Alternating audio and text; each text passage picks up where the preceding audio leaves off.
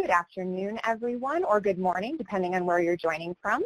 My name is Kristen King, and I will be your event producer today, and it is my pleasure to welcome you to today's webinar on implementing evidence-based interventions for women and girls. Before we begin, I have a few quick logistical announcements for you. The first is for the benefit of those who may not be hearing me yet. I do want to let you know that you should be hearing the audio broadcast, so if you're not, let me know. I do also want to inform you that today's webinar is being recorded. If you are hearing me through two audio sources right now, if you're hearing me through both your computer speakers and your telephone, I'm going to ask you to pick just one. So if you're hearing me through both your computer and your phone, please hang up the phone. You'll be able to hear the entire webinar through your computer speakers. If you're on the phone and that's your preference, that's absolutely fine, but you just don't need both. Regardless of how you are listening, you will be muted for the duration of the webinar, but you'll have lots of opportunities to interact with us, so don't worry.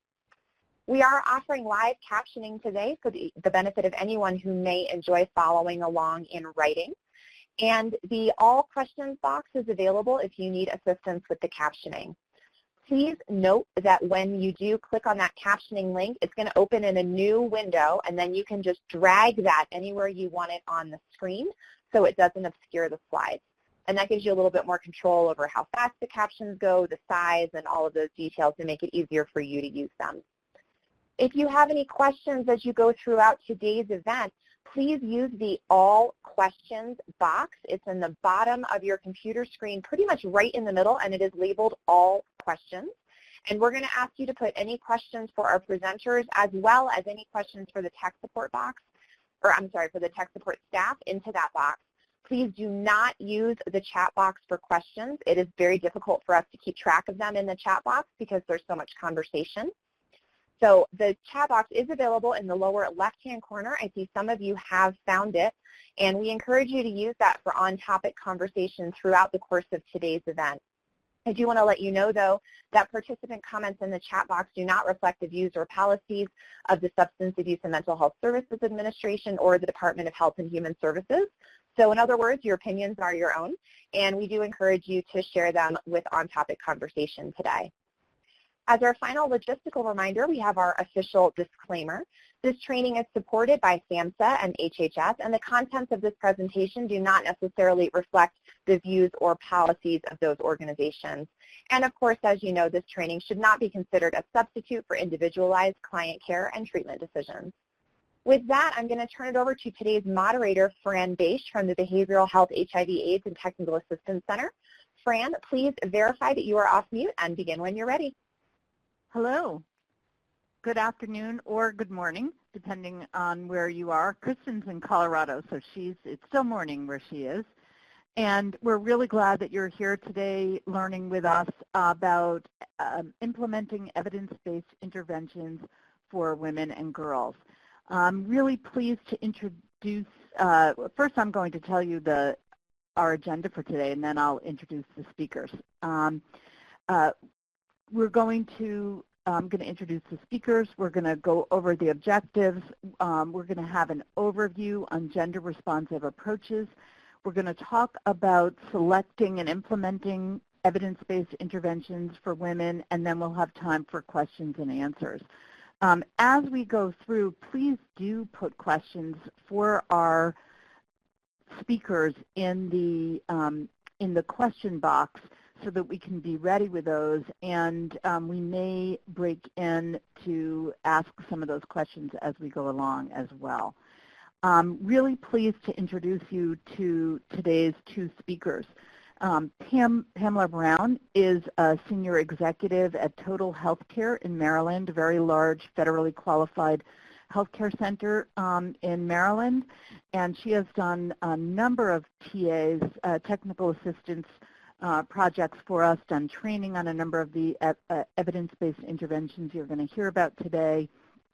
And Irvienne Goldson is in the Boston area, around where I am, and I met Irvienne years ago and was so pleased to reacquaint myself with her on this project. Irvienne is the Deputy Director of Health Services at Action for Boston Community Development, or as we say around here, ABCD. And she is also a former CSAP prevention grantee, so she knows a lot about what you all are going through in terms of implementing a SAMHSA grant. And with that, I'm going to hand it off to Irvienne.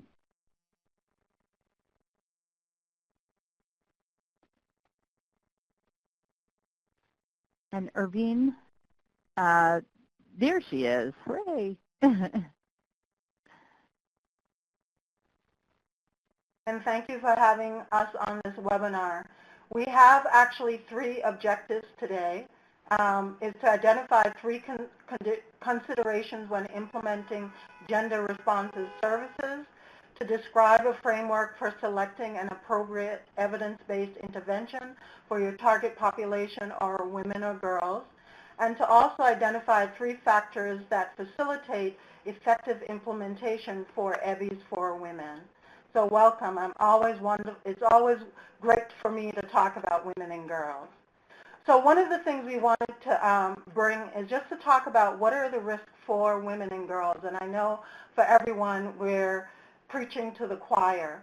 But the primary mode of transmission for women and girls still remain to be injecting drug use, their own injecting drug use, and heterosexual transmission from an infected partner.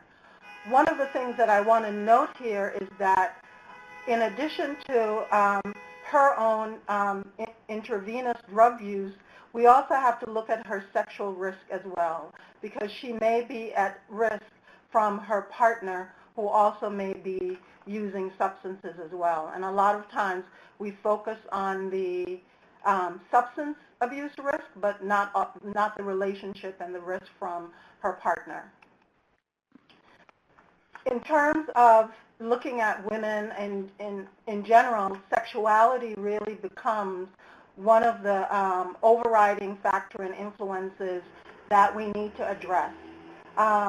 Sexuality, we think of it in terms of just existing individually and developing that. But when we look at sexuality in terms of the larger society, and in particularly for women and girls, we have to look at that as a system, as an environmental system that really is about transaction between people. And women's risks and women's lives are in context with how sexuality is for them and what they're experiencing.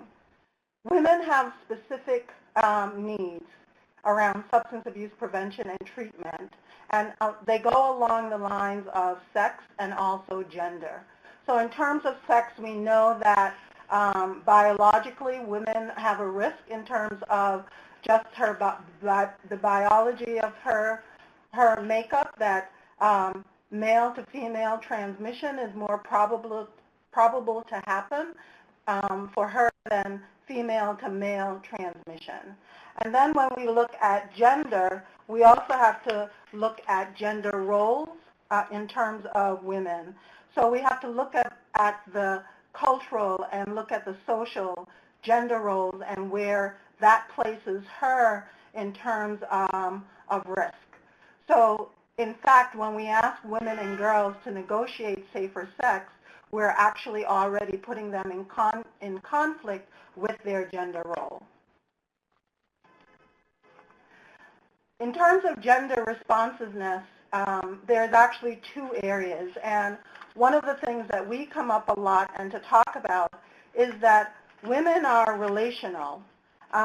They define themselves based on the relationships in their lives. So when we look at gender responsiveness, we have to look at connectedness, the relationships that are in their lives, that are not in their lives, and also family-centered as well.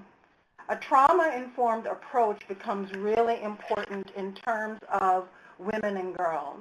We know that many of the women and the girls that come to our program come already experiencing trauma in terms of violence in relationship, childhood sexual abuse, and so having that trauma-informed approach is really important, that we recognize the impact, that we are aware of the signs and symptoms, and that we really integrate that along our policies and procedures when we think about our programs and working with women and girls.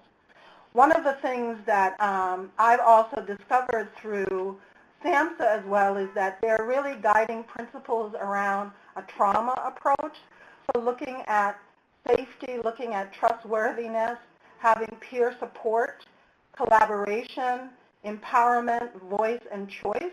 This is a really important piece for women and girls, and looking at the cultural, historical, and gender issues related to the trauma and the experience within community. There is relationships and trust in terms of considerations for gender responsive approach. This also means that our role as the provider, the health educator, the clinician, all of those roles that we are in our programs, that's also a relational role to the women and girls that are in our program, and it's an important role. And it's building relationships, it's building trust. So we're part of those relational and that aspect of connectedness for women and girls that come to our program. Of course, issues in terms of different settings that we provide our program in is really important. Is it co-ed versus gender specific? Is it community-based? Is it women-centered? Those are all things important to consider as we implement our EBIs for women and girls. And I'm turning this over now to Fran, who will do our first poll. Thanks, Irvienne. What we're going to do is ask you to fill out this poll. You'll see it over there in the gray. We want to know what following characteristics of gender-responsive programs are, for women are part of your program. So you can choose as many as you want. Safe physical environment for women. Does it feel safe for them? Do they have to walk through a group standing outside smoking who might be guys, which might feel intimidating to somebody who's a trauma survivor, trauma-informed approach, welcoming environment for women. Are there pictures of women? Are there toys in the waiting room for kids? Is it strengths-based, staff representative of the target population? When you're doing co-ed groups, do you try to have equal number of men and women? Some women-only groups for certain topics. And, is your staff attuned to the power dynamics in groups? So I think we can probably broadcast the results, Kristen, and look at that to see what what people have voted. So it looks like a lot of people feel pretty comfortable that they've created a safe physical environment for women. That's great. Please consider thinking about how you might make it safer if you're in the category of folks who weren't sure about that. A lot of people have created a welcoming environment, and it looks like almost everybody has really tried hard to have a staff that is representative of the community and the target population. So we're going to be talking a lot about these issues as we go along, and please do ask questions about this and any of the issues that you're hearing about today. When I looked at this list, I did think, wow, this is a great list for people to do a little bit of a self-assessment on how your program is working with women and for women. And a number of the resources that you'll get at the end of this webinar have some really wonderful checklists that you can use to assess how well your organization is supporting women in prevention and treatment. So I'm going to turn it back over to Irvienne now that the poll is done. Irvienne, before you proceed with your next slide, we had a question from someone in the audience. They loved what you said a moment ago about empowerment, voice, and choice, and they wanted to know if you could repeat the beginning of that. There were a couple other things at the beginning that you said, and they just want to hear that again. So I think I was speaking around the principles that SAMHSA has. SAMHSA has guiding principles in terms of a trauma-informed approach. And so there are 6 of them. One is safety. The second is trustworthiness and transparency, peer support, collaboration, empowerment, voice, and choice. And then the 6th is looking at the cultural, historical, and gender issues that women in your community might be facing, and that individual woman as well. Great. Thanks, Irvienne. And I'm going to drop the link to that document in the chat box so folks can refer to that as well. Thanks for tackling that question. And Julia, who posed that, says thank you so much. So you can go ahead and keep going. Thanks. Thank you. So some of the ways that we have tailored and adapted some of the EBIs for programs for women is a couple key things that really influence their risk. So we look at social networks as one aspect. Many people probably are already aware of like the outreach that might be done in hair salons. So that is actually one social network that we use and has been around a long time. But there are actually different social networks, and it's actually exploring what those are in your community. So I think one that's coming up for us that is probably similar in all of our communities is the natural hair movement in terms of women and girls. So that's a social movement in terms of being able to tap in terms of access to women and girls. The other thing that we do is we integrate assessment of key factors.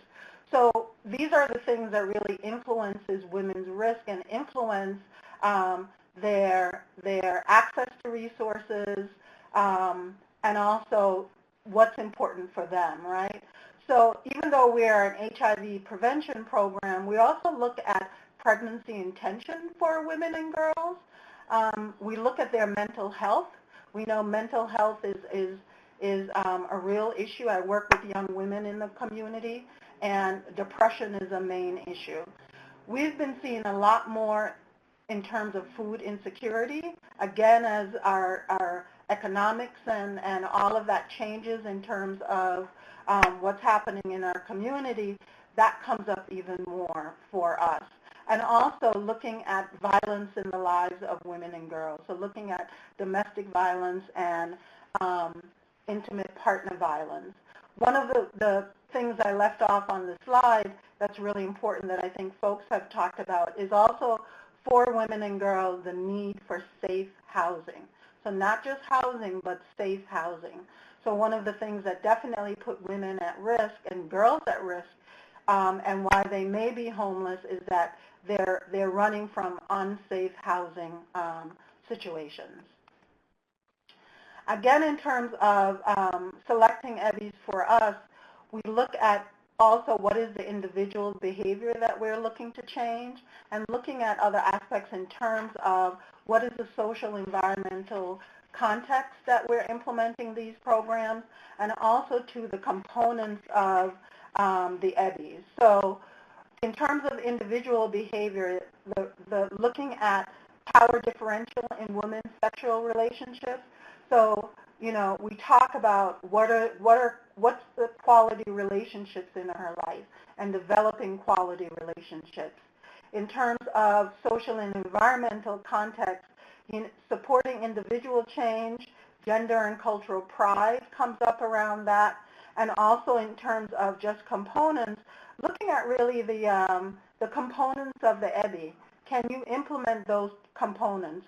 A lot of EBIs have role model stories, and those can also be challenging as well in terms of a program. They're great, but they can also be challenging in terms of a program being able to produce role model stories and being able to produce those on a consistent basis. So I'm handing this off to my partner, Pamela.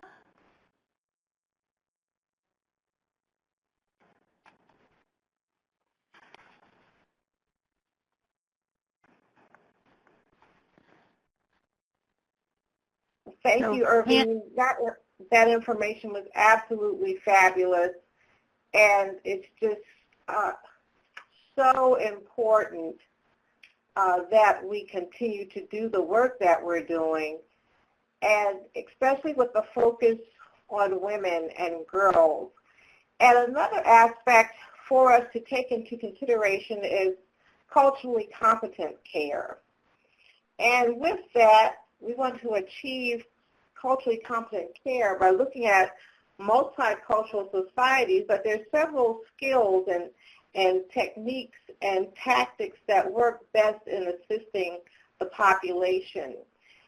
And one is to let clinicians and providers and counselors and therapists and other healthcare professionals and specialists need to be informed regarding the history, sociological aspects, and understanding of belief systems and morals and values that play a vital role in the healing process, both from the preventive aspect as well as from the treatment aspect.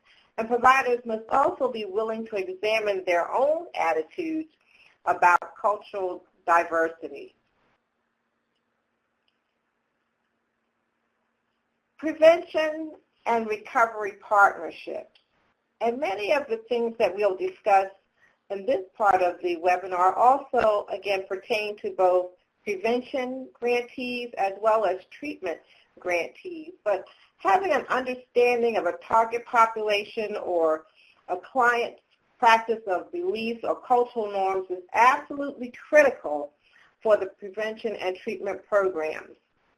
It allows treatment providers to more quickly build a rapport, relationship, understanding, and ensure a recovery partnership.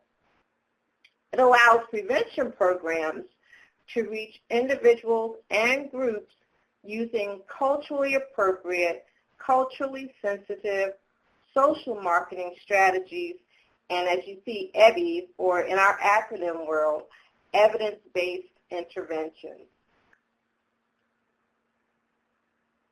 And wow, I don't know about you, but I love gumbo.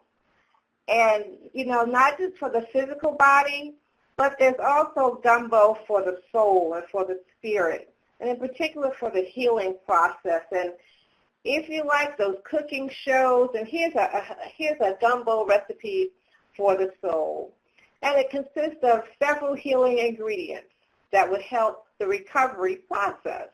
One would be just to have a relationship with community members, family, taking into consideration faith and religion, having quality resources available, the exercise of both trust and respect, the value of positive relationships, food and social gatherings, and also stability and sustainability, the connecting the physical, mental, and spiritual health aspects.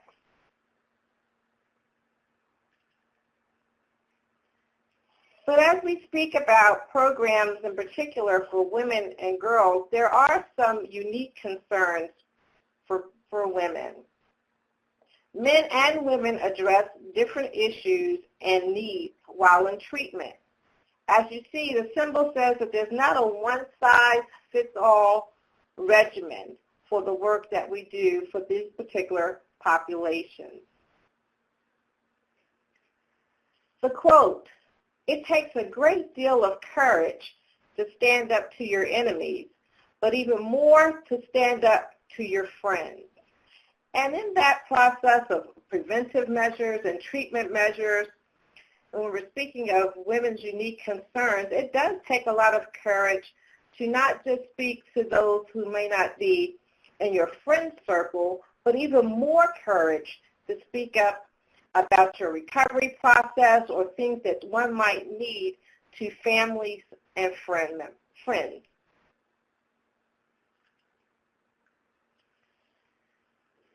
Women often want to discuss important concerns such as relationships, our experiences, possibly with violence, sexual abuse, eating disorders, sex and sexuality, sexual orientation, parenting, wow, child care and custody, and even the physical and reproductive health, as well as appearance and hygiene. These are all important subject matters that often come up in sessions, and particularly with programs working with women and girls. And we can't not pay attention as well to concerns that men might have. Men more often discuss problems such as father and son relationships, anger and aggression, emotional isolation, sometimes spiritual disconnection, and sexual issues. In gender-specific programs, the removal and lessening of distractions allows for a safe and supportive environment. And I know that Irvienne also spoke of the importance. It is extremely important to create as best as possible safe and supportive environments that provide ample time for individuals to focus on themselves during the recovery process. As you see, the quote says, say no to distractions so that you can say yes to your destiny. Another quote, it took me quite a long time to develop a voice, but now that I have it, I'm not going to be silent, by Madeleine Albright. And in the process of our programs and counseling and therapy, it's important that our clients do achieve that point in their place of their recovery or their assistance in need, that they can have a voice and that they recognize, one, that their voice is important, but also to empower them so that others will know and recognize that their voice is important. So working and servicing women in co-ed settings. Co-ed prevention and recovery settings are most effective when services integrate the value of both male and female concerns. Group facilitators must be mindful of group dynamics to ensure inclusiveness for all participants. Also, one must consider having some women-only groups, if possible, on certain topics.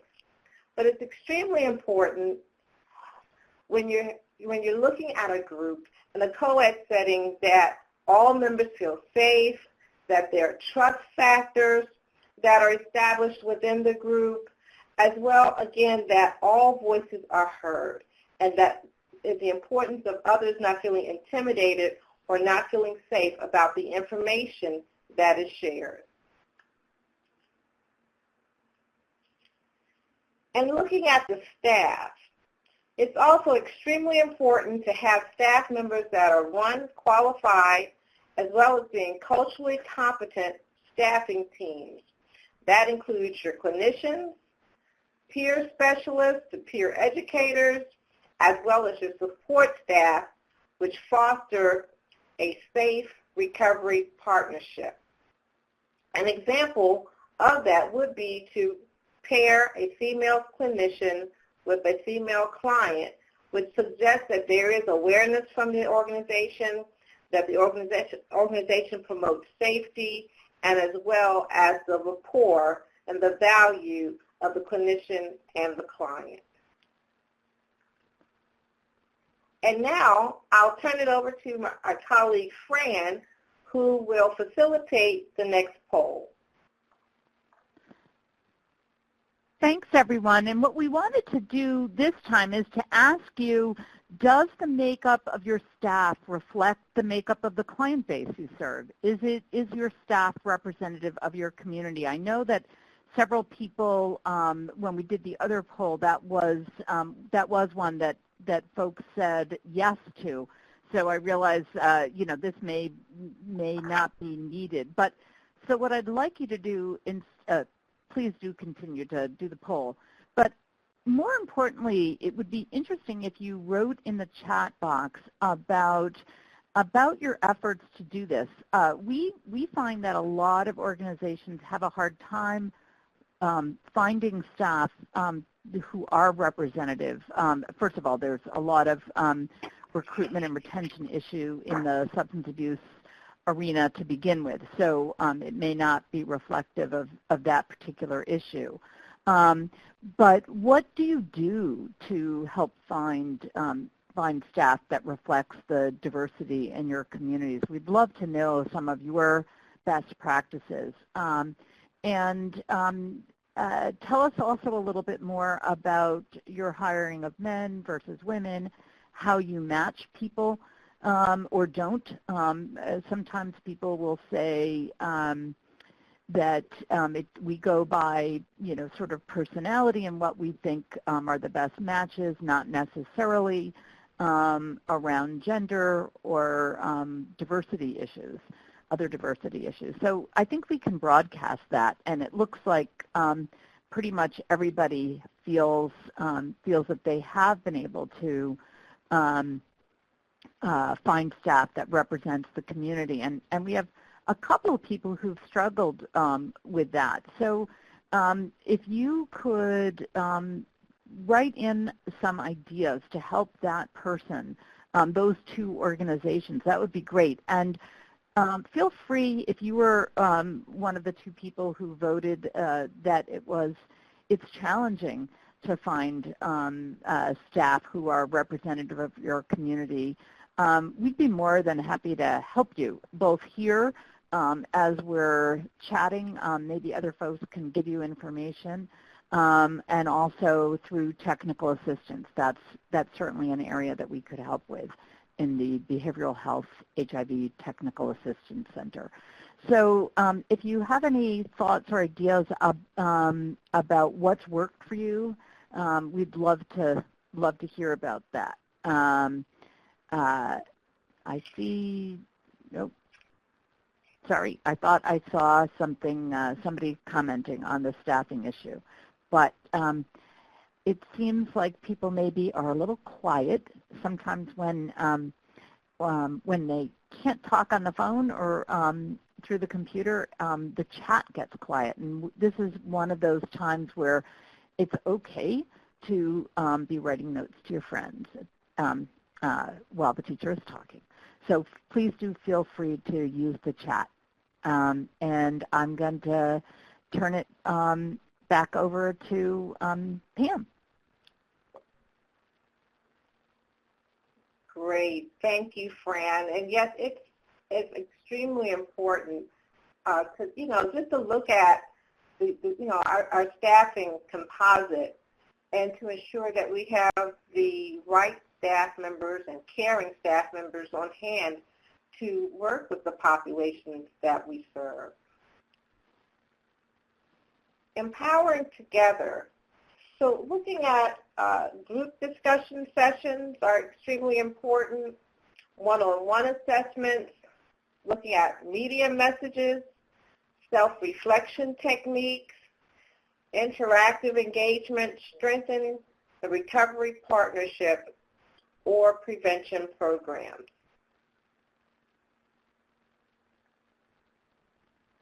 So as we're speaking of selecting evidence-based interventions, there are many out on both by SAMHSA, CDC, and other federal funders and so forth. They have it, but really it's very important to look at which EBI is the best fit for the target population that you serve. And so interventions that are appropriate to the community's needs and resources, and also their readiness to act.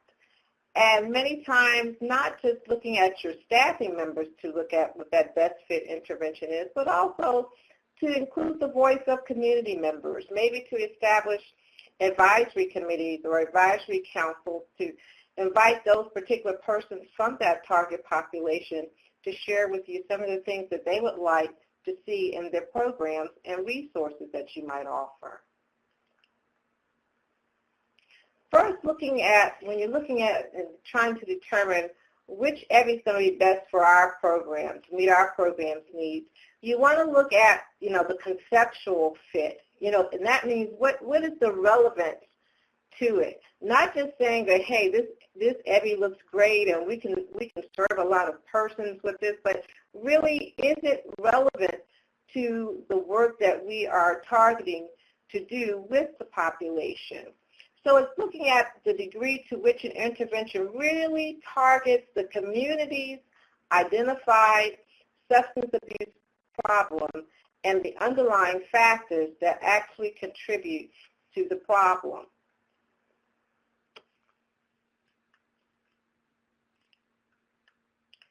Then we also want to consider, is the EBI a practical fit? The practical fit relates to the appropriateness of the EBI.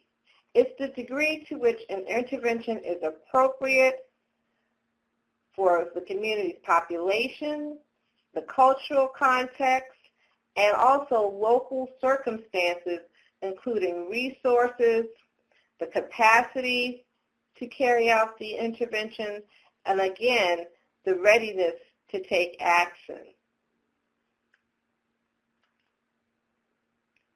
And so the best fit process when looking and selecting an EBI, there are three things to consider to determine whether or not that EBI is going to be a best fit or a good fit for your programming needs. One, the conceptual fit, and that's also looking at the logic model. Does it really make logical sense? Is there a flow to the program and the EBI, what it's requiring? Also, that practical fit, looking again at the community's needs and the resources.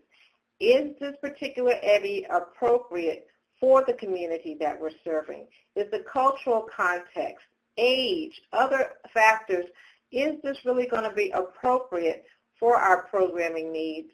And as well, what's the strength of evidence for this particular EBI? Is there sufficient documentation to determine this particular EBI's its support for the population that we serve? Will this really work for the work and the program that we're creating and that we're implementing?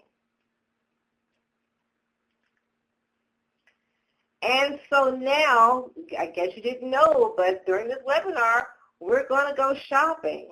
We're going to shop and take a look at some EBIs in particular for women and for girls.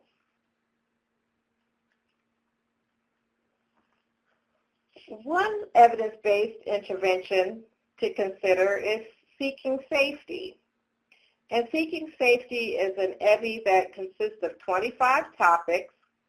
It particularly addresses a co-occurring disorder of addressing both PTSD, which is post-stress traumatic disorder, as well as substance abuse.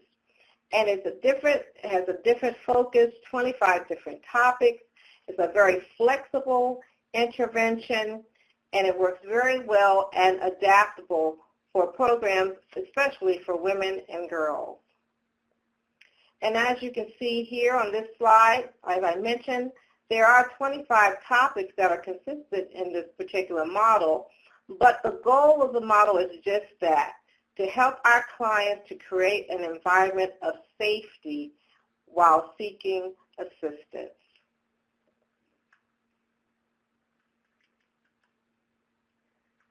Another model to consider is a woman's path to recovery. This particular intervention is a clinician-led program specifically designed for women and addressing women with substance use disorders. The intervention focuses on two main topics, exploration and healing.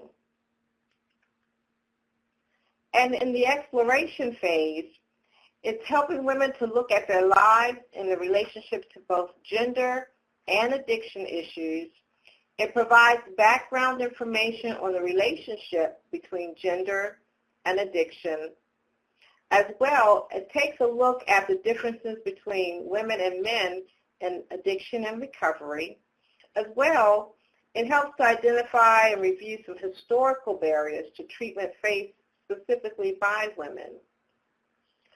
Also, looking at different subgroups of women who are at risk for addiction. And also, it encourages women to identify their life themes in 5 particular areas that are particularly relevant to women and addiction. That would be body and sexuality, stress, looking at relationships, trauma and violence, and the last, thrill-seeking. In the healing phase of this particular intervention, it guides women through methods of recovery, and it explores the different methods of that recovery process. And again, it looks at relationships, beliefs, actions, and feelings. Another EBI, SISTA, and SISTA is the acronym for Sisters Informing Sisters on Topics About AIDS. But this particular intervention also looks at behaviors and cultures and attitudes that address substance abuse as well. It's a group-level intervention specifically designed for women by African American women. It's a 5 peer-led group session intervention that focuses on ethnicity and gender pride, HIV knowledge, coping, skills training around sexual risk reduction behaviors, and decision-making. And the intervention is based on social learning theory as well as the theory of gender and power. And here's a quote from an organization in New Orleans who recently adopted and implemented the SISTA EBI. And the quote from this group says that our ladies are really feeling better about themselves. They see and believe the behavior change and attitudes, and so are their families. And this is such an empowering feedback to hear about a group that recently adopted and implemented SISTA. And now I will have the opportunity to turn the webinar over to my colleague, Irvienne. Thank you, Pam. So one of the EBIs that we wanted to bring to you is an individual level intervention. A lot of what we are doing are group level interventions. And one of the things that we wanted to do and know that it was needed within our community, we looked to this intervention called Sister to Sister. And Sister to Sister is an individual, it was developed as a brief one-on-one skill-based intervention. So it was actually developed that nurses could actually tack on this intervention to other things that they might be already visiting a client. And so the 15-minute would be easy to really integrate HIV with that. It is intensive, looks at cultural sensitivity, addresses sexual risk for women, and also the idea is around increasing women's self-efficacy to be able to negotiate safer sex. So part of this intervention is actually doing role play with women as part of the intervention. Now, there's a couple of things that actually change in terms of how do we use this within the community. So for many of us, we within our local community, based on our state health department, have guidelines in terms of how we conduct risk assessments. So one of the adaptations that we needed to do with this is integrate, based on the best practice policy from our health department, the risk assessment that is actually used within this. We also implemented this, and when you look at this intervention is actually available at effectiveinterventions.org, when you look at the model and the materials that is given, you will know that it will actually take more than 15 minutes to actually implement the intervention. And that is something that works with us. So we implement based on our times, it's 45 minutes. I think that's also one of the adaptations that has been made within the intervention itself. Also, not just for adult women, but using with young women as well under 18. We actually implement this as a 60 to 90-minute intervention because, again, as Pamela talked about, the conversation, whether the conversation is in group or individually, the discussion, the conversation is really important for women and girls to be able to learn, to be able to process and develop their own values and practices in terms of keeping themselves safe. So that's really important. It's interesting in the core components of this that one of there's implementation, there are core elements that are around content and implementation. And one of the core implementation of this is that the staff has to be able to demonstrate a caring and positive attitude. Again, connecting back to connectedness and relational aspects that's really important for women and girls. And now we go back to you, Pam. Great. And so looking at it takes a lot for our clients as well as the staff members to do the work that we do. And so as we conclude our EBI shopping, we have to stop and we have to fill up at the bank, and that's the bank of courage. And then looking at the quote, "I'm not afraid of storms, for I'm learning to sail my ship." And if you're taking a look at that photo, and you know that ocean or that body of water, it's huge, which means that even through the circumstances and possibly trials and tribulations or challenges or whatever you want to call it, it is huge.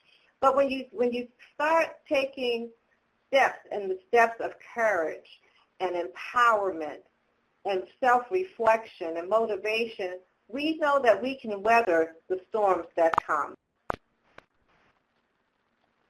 And now I'm going to turn it over to my colleague, Fran, and we're going to participate in a chat.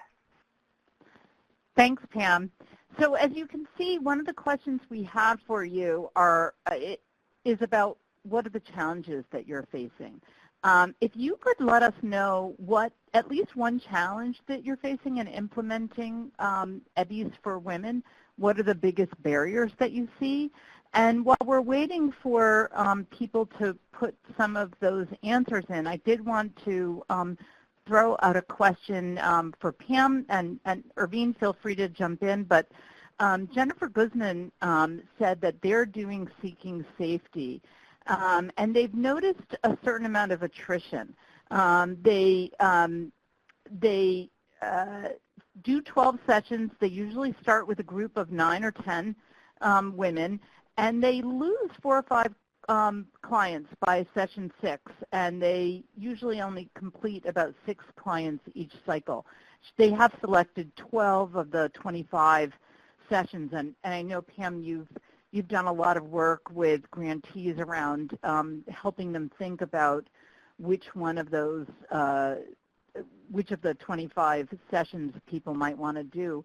I wonder if you have any thoughts about attrition with the Seeking Safety program that you might be able to share with Jennifer and the other grantees.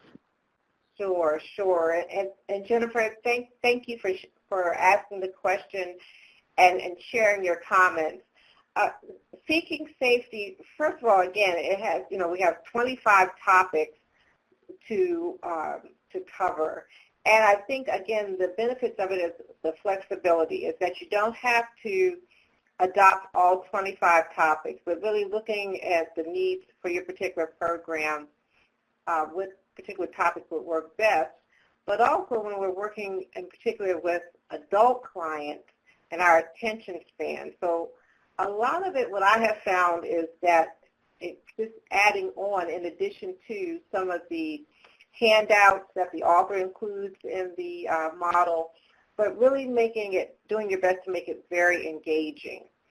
I know that the author in the model for each session, she suggests that you start off the session with a quote, and a quote that's really is many times relevant to that particular topic, but that's, again, just to start that change talk and that change conversation. But also just things like going around the group in the room and asking each person, in one word, tell me how you feel, and starting it. And then as well at the end of the session, saying, now, again, in one word, tell me how you feel. So, and there are all types of activities that you can incorporate to really just to keep the group members engaged. For example, one thing that I do, and I just love to see participants and their reactions to it, is that I have like a 60-piece puzzle, something I got from a dollar store, and you can get several of them, but I normally break up the group into mini groups and have them to put a puzzle together. And so it ties into, well, this is what my life feels like right now. All kinds of pieces, it's sorted, but it's coming together as a group, and it forces the group to work together, as well as they get really excited when they see that puzzle coming together. And for many people, I know it's just something as simple as a puzzle, but for them to be able to complete something, to see it from the beginning and at the end, just really helps. But again, I'm going to let Irvienne speak upon it as well, but I think one of the challenges is just to really keep the group engaged.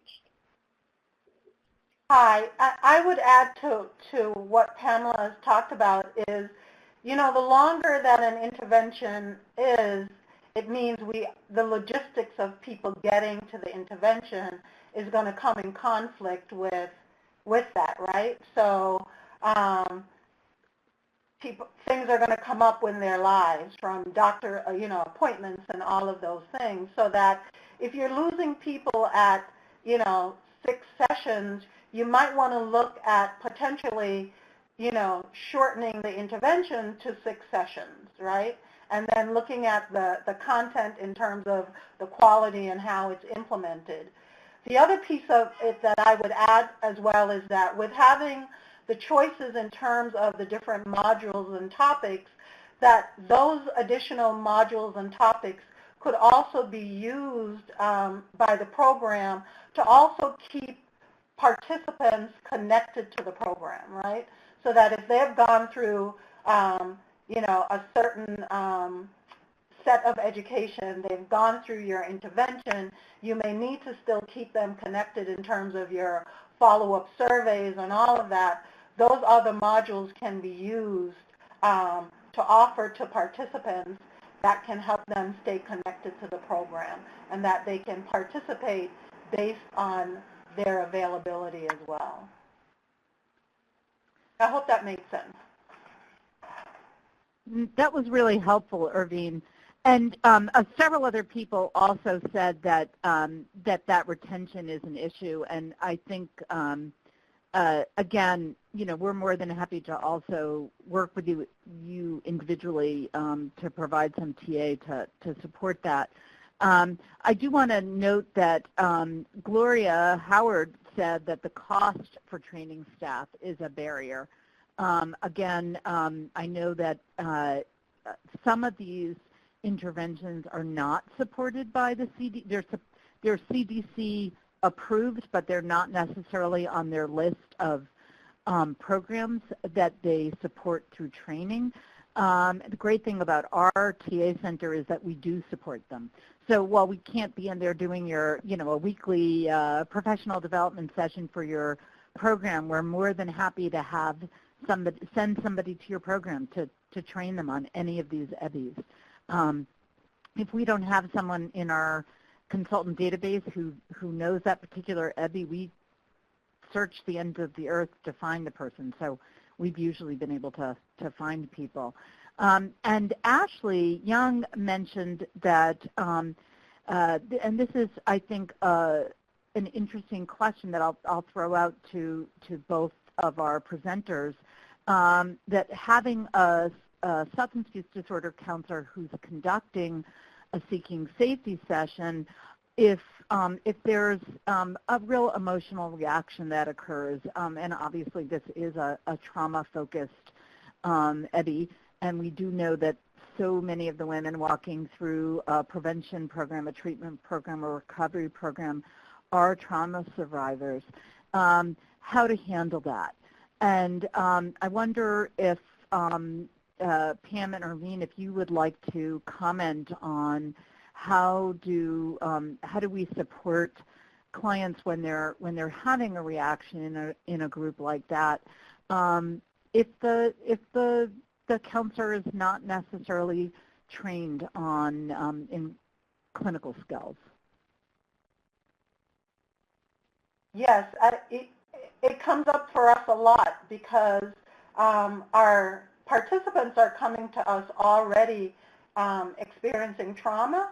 So I think that's something that we work at in training our staff to be able to do that. And so one is what's happening in that moment. Are you able to contain the situation in terms of safety for the individual and also safety in terms of the group as well? And I think being able to sit down and flush out with staff how you handle that, right?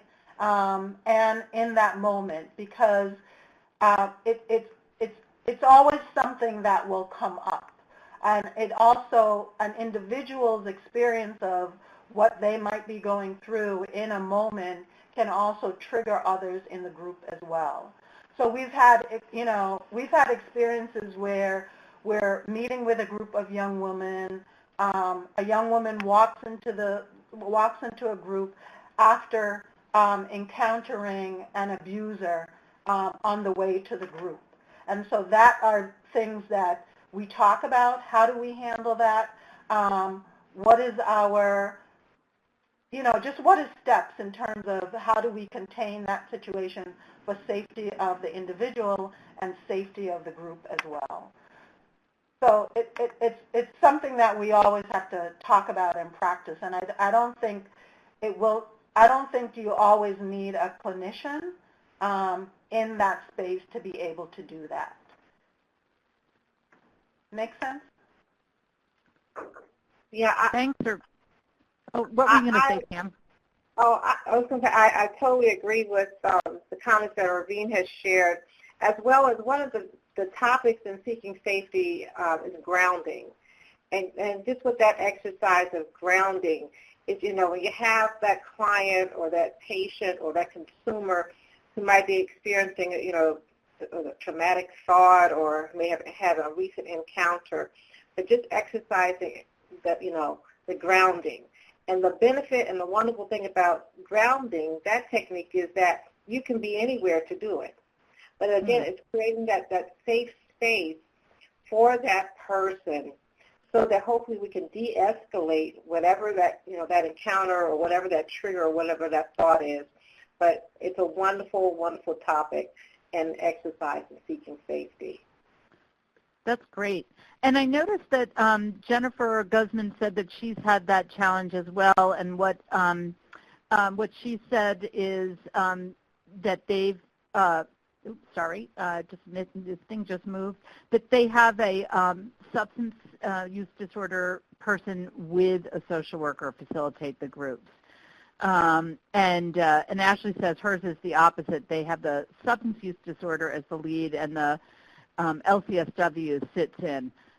So it's great to try different strategies. Lori, in terms of facing challenges, Lori Whalen Martinez said that she's had an issue with clients not completing assignments, learning coping skills. They lose the consistency with the learning intervention. does anybody want to jump in to comment about that? Either other grantees, do you have any advice for Lori or Irvienne or Pam in terms of what happens when clients are not completing assignments? How do you sort of keep them engaged or support them in that kind of learning?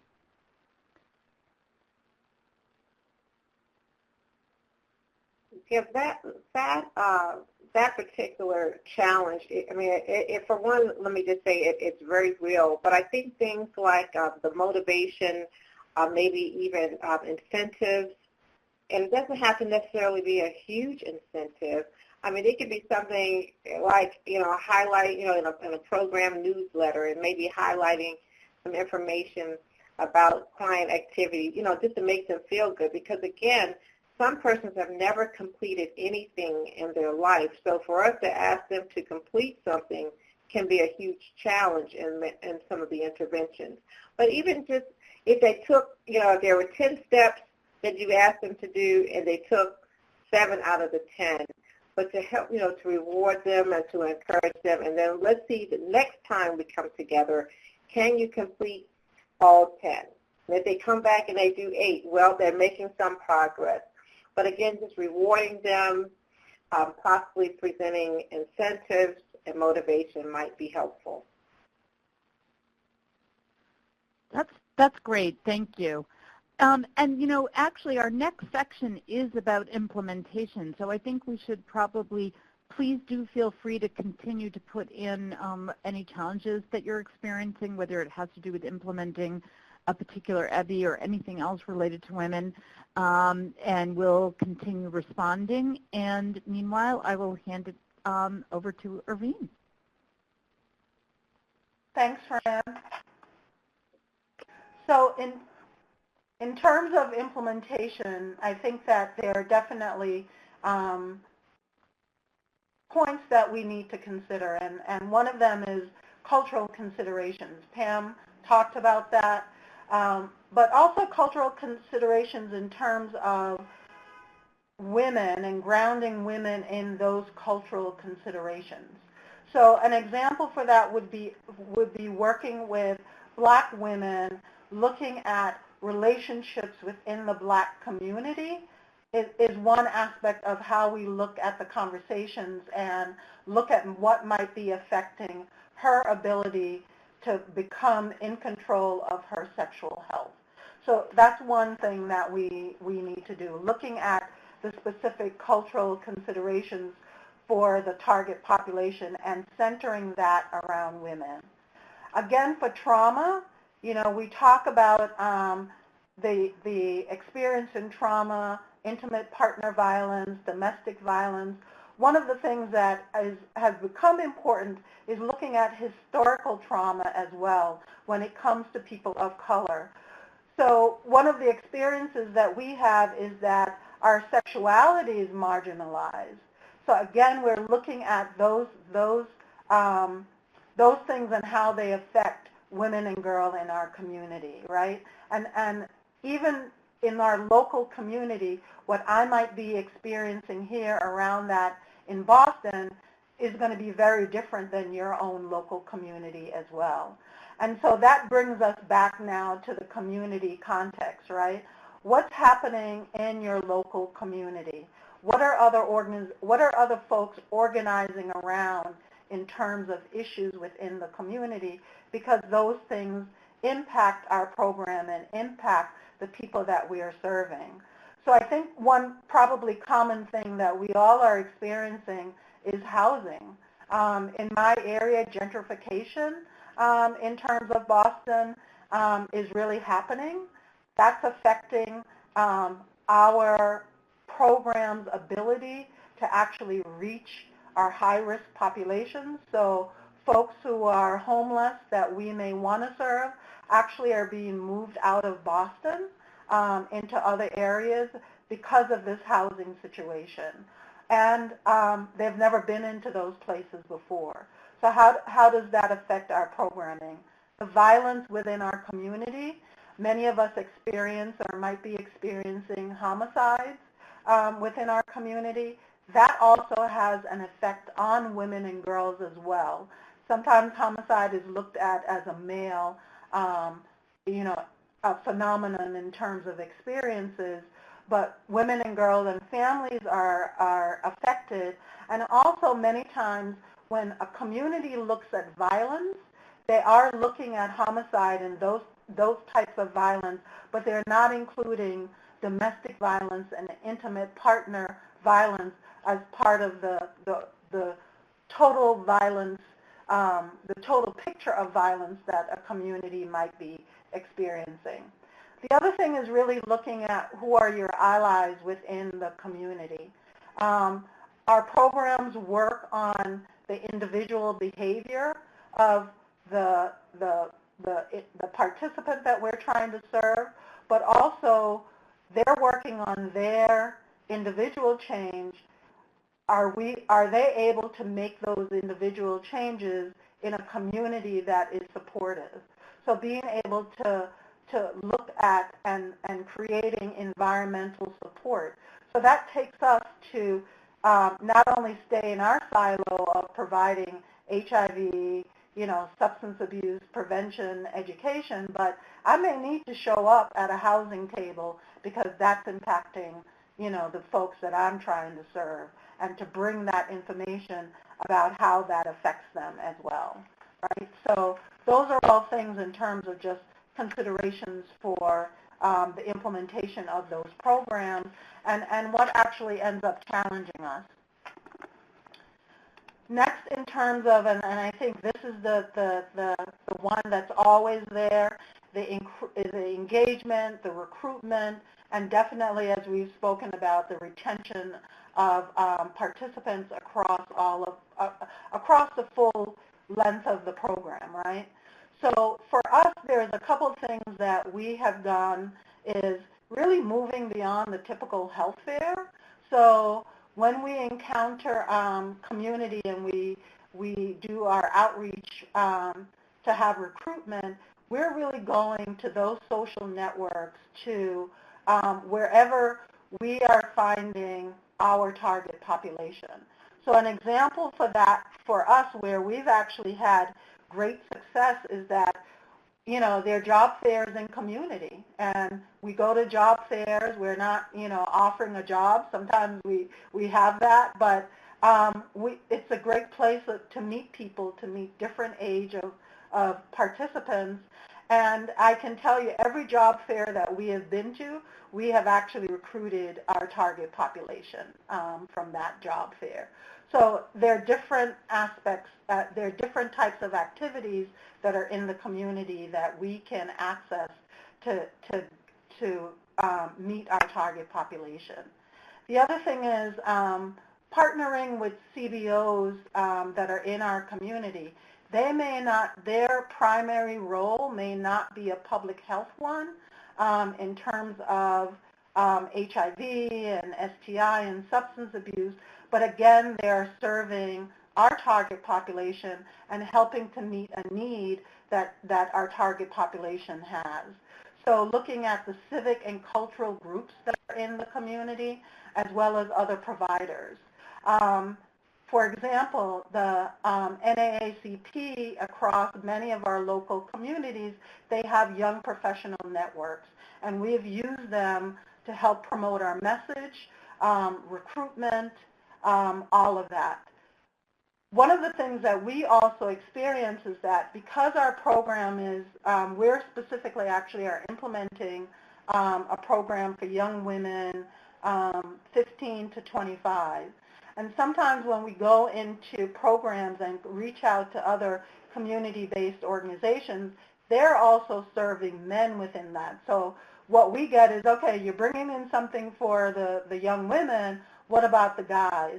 And so one of the partnerships that we develop is with our colleagues who are also providing services. So if I go into a program and they have young men in that program, I can refer them to a partnering provider that may be serving young men as well. And so that is helpful in terms of just meeting all the needs in terms of our program and also the needs of the CBO that we are outreaching to as well. I think, and you know, Pamela talked about this in terms of the slides that she shared with us in terms of just the content of interventions, that addressing key issues and interests for women and girls really important. Relationships constantly come up. So when we do an event, the event, yes, is going to be teaching about HIV and STIs and impact of substances, but we're also going to have conversations about, you know, relationships and how do we have healthy relationships. Self-care in terms of the healing is important. We're seeing a lot of that come up, particularly along gender and cultural lines of what our communities are experiencing, and also her own personal, her own self-development in terms of not just her goals for reducing risk to HIV, but also in terms of having a successful life as well. In terms of retention, we try to use incentives across our programs so that rather than necessarily an incentive that is only given at the end of completing the intervention, there might be ways of using interventions in terms of staying through the intervention as well. And that's something that we look at to do. One of the things that we were able to do in terms of the individual sister-to-sister program is that is a one-time 60 to 90-minute session for us. But in terms of, for example, meeting the cross-site evaluation needs in terms of having programming over 30 days, we combined it with other things. So we started out with doing some group to provide basic education. Then we called it 3 steps in 30 days. So participating in groups was one of those steps. They got an incentive when they completed that. Then the next step was in terms of doing the individual session. And then a third step was knowing their status. And each of those steps, we had incentives tied to those steps as well. So how do we use incentives? And incentives are not necessarily monetary as well. And always going back to our population to ask what's important to them. I can't stress enough social media. It is important now in terms of what we're experiencing, and it also can be a very big program area to take on. So in terms of social media, you know, being specific on what it is that you can do. You might not be able to do every single channel, and of course what you want to look at is for your target population, what channels are they using? And so it might be that all that you have is a Facebook page, but it's a way of getting people to connect to your services. It can be a way of developing allies as well, because other people might be interested in your program. They could send someone. They might be interested in volunteering as well. So social media is definitely something that we can't forget, and just need to figure out how we can handle that in terms of making that part of our outreach and recruitment.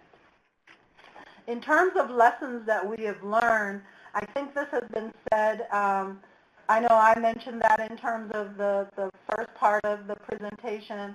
Pamela mentioned that as well.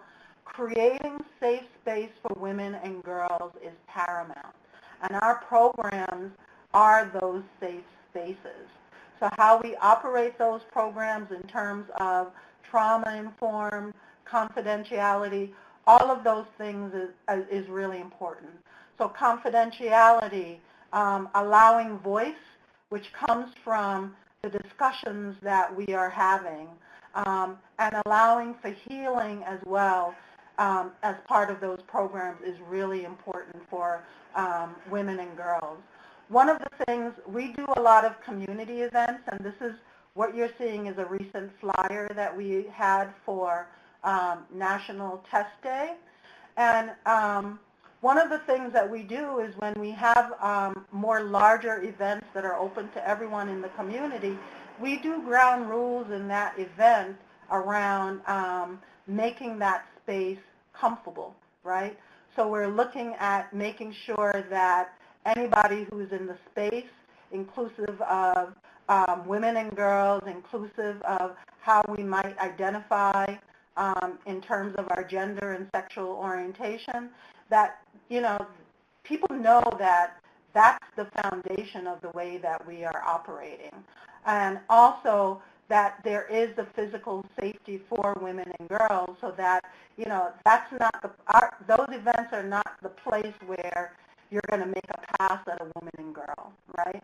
And so those are things that we have learned that we have to explicitly talk about and explicitly state as well, and that it is non-judgmental, so that we as women and girls also have to know how to create safe spaces for other women and girls. Other lessons in terms of just, you know, how we're reaching them.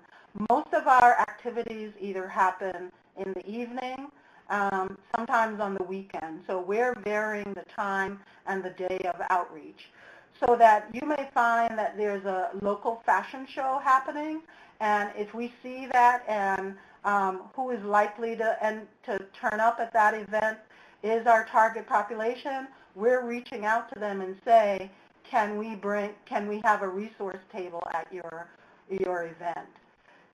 It is important in terms of meeting women and girls in their neighborhood.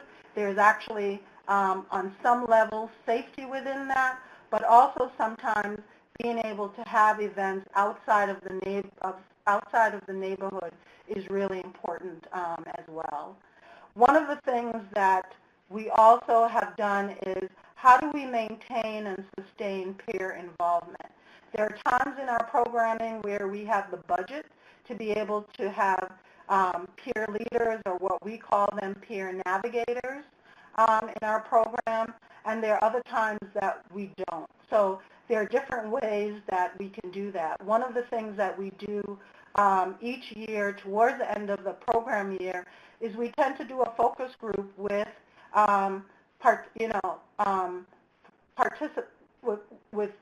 women and girls who have actually participated in the program, that they have complete the program.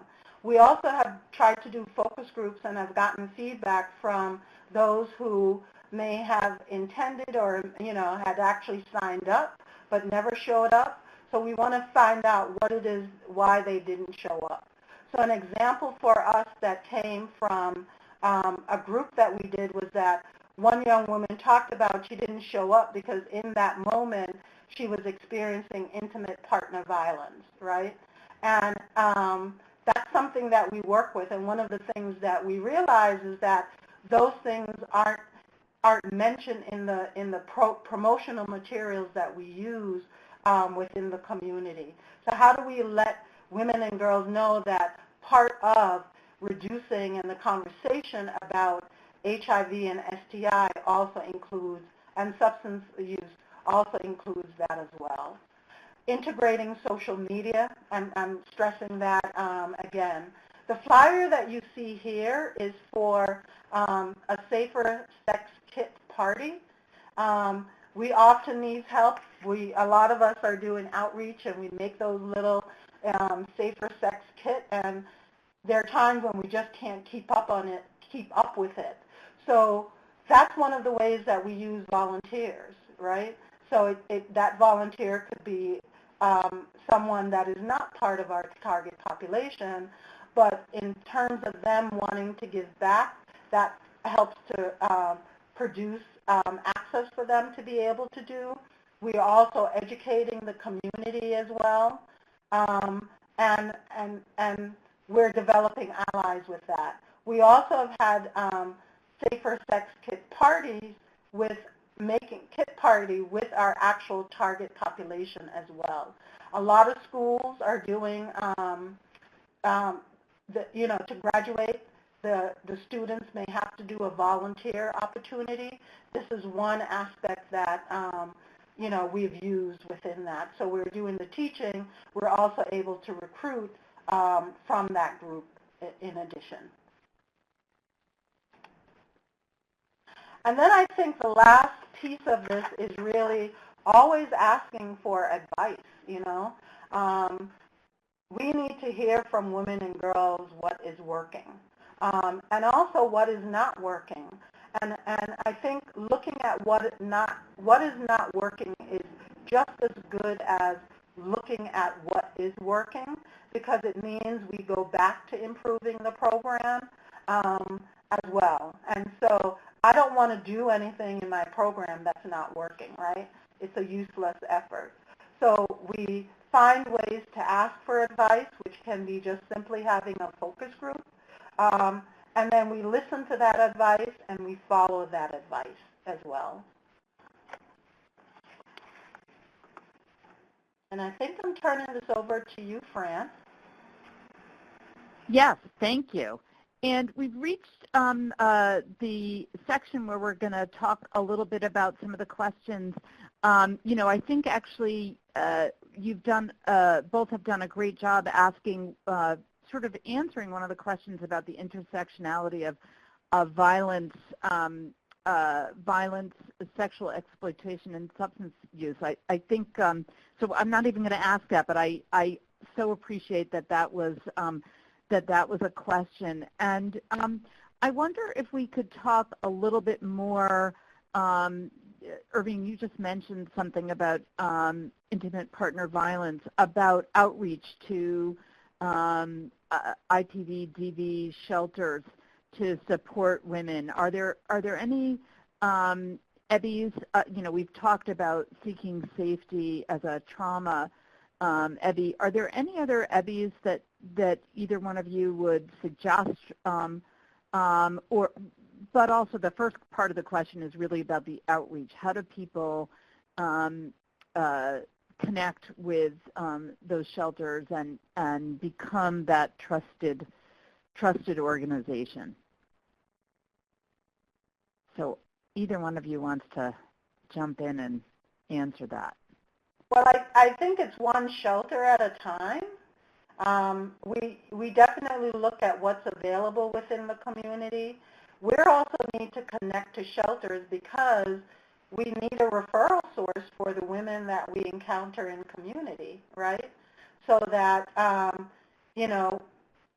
that for us is important. So when we look at those issues that are impacting women, we need to also make sure that we have a service or that we can refer her to, because we can't provide every single thing. Food insecurity is an issue, but I'm not a pantry per se. My organization may have some of it depending on what we're doing, but that means I'm going to generally have to develop a referral relationship with a partner within the community. And developing that relationship then can also be expanded to include many different things. So how do we go into the shelter to provide education? How do we provide that education that is trauma-informed? I don't know if that makes sense. Yeah, very helpful. And another question we have, maybe Pam, you could take this one, and Irvienne, if you want to jump in after. How does somebody build support in their organization for gender-responsive services? Maybe they get some TA, they've been to this session, they've gone to a few others, they want to make a change in whether it's trauma-informed, making their environment safer, adding childcare, finding different ways to outreach to women on college campuses, whatever it is. How do they convince people in the organization that they should be doing this? Thanks for that question. Yeah, I think when you're looking at those partners and decision makers within your organization, really, I think one, trust, as we say, trust the process. So again, looking at, the pros and the cons, really, of the benefits that it would have for the target population, as well as creating that, that trust factor for those participants. And, the more that you do it and implement that type of program, many times the clients become your marketing persons. They'll tell you, the benefits of what's working. They'll also tell you what's not working. But really, there are advantages to that particular type of programs because, as well, again, it just creates a safe environment. Whereas we spoke of earlier that there are conversation topics that might be disclosed more or shared more or disclosed more in a gender-specific group or one-on-one assessment versus a co-ed setting. Oh, that's really helpful. And I'm looking at the time. It's 2:26. We promised that we would end at 2:30. So I think what I'm going to do is move us to the next couple of slides just to wrap up. I do want to say thank you with deep appreciation to Irvienne and Tam. This has been really wonderful. Please do, their contact information is at the end of the slide. And I just thank you so much. We really appreciate this.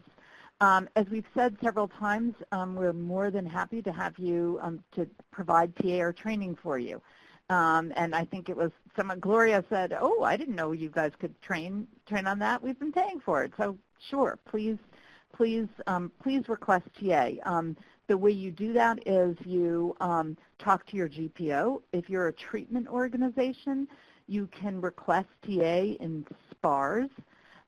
If you are a prevention organization, you can use the SPARS form for CSAP grantees in the download pod. You'll see right below where Irvienne is sitting, you'll see the download materials, and that's where you'll find the TA request form, a resource list, and these slides. So we're more than happy to do this, and not only can you get training for free, we will give you continuing education credits often, not always. So please do request TA. We'd love to help you. There are a number of resources for supporting women, and again, don't feel like you have to write all these down. You can have them in the PowerPoint slides, and we actually have them in a separate document. It says resources for supporting women in the download pod. And I've been thrilled to participate in developing a few of these. Addressing the needs of women and girls is a set of core competencies that SAMHSA developed. We brought a whole group of prevention, treatment, recovery leaders, women leaders, together to develop those. Their most recent publication, I think, that SAMHSA has done that I've been involved with has been a guidance document for serving women in co-ed settings. So those are two really new ones. And then the treatment improvement protocol, the tip 51, you'll see that in the center of the slide, is also a very deep and recently updated document. And for the prevention folks out there, don't be put off by the fact that some of these talk about treatment, because they really have a great overview and really broad and deep information that you can use in supporting women. So, and SAMHSA, if you don't know it, actually has a site with a lot of these materials, including courses and a variety of other materials that can help. And the last thing I'm going to tell you is that there are continuing education hours available for this. You can get one CEH. What you need to do is click on this little survey gizmo link, and it will take you to a 10-question quiz. And Kristen, is there anything else that I'm supposed to say to close this out? I realize you were supposed to do this slide, this continuing education slide. No, that's pretty much it. So we're right at 12:30. As Fran said, the continuing education credits are available. If you want them, you got to take the quiz. It's a super short quiz, and we're trying to set you up for success here. So we just want to confirm what you learned from the session, and we'll give you that certificate. So once you complete the quiz, and I'm going to drop the link in the chat box as well, it will send you an email, and it'll give you your quiz responses in case you want to review them, and also your certificate, and you can take that to your certifying body or your supervisor or whatever you need to do with it. And we will send all registered participants an email with a link to the recording for this session, as well as the link to that quiz as well. So that concludes the audio broadcast for today.